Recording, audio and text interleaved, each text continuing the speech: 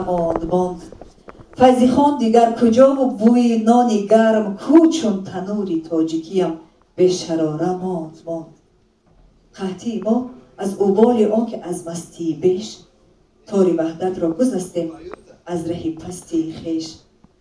عهد خیشی را شکستیم و خدا ما را گرفت سینه بیگانه نه ما می خودی را کرده ریش.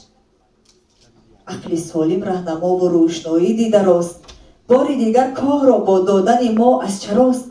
شکر می باید کنون که از خطا رستیم ما شکر به حد صبح شادی از پی شام فراست. شکر به حد روزگار امروز خیلی خوبتر است. در سمای تاجیکی خورشید و ماه و اخگر است. فیض میبارد کنون بالای خانی تاجیکی در تنوری تاجیکی هم بار دیگر اخگر است. تا نخست به تاجیکی از تیری خویش اندر لحد تا زینم از صفحه تاریخ زدایم نامی بد.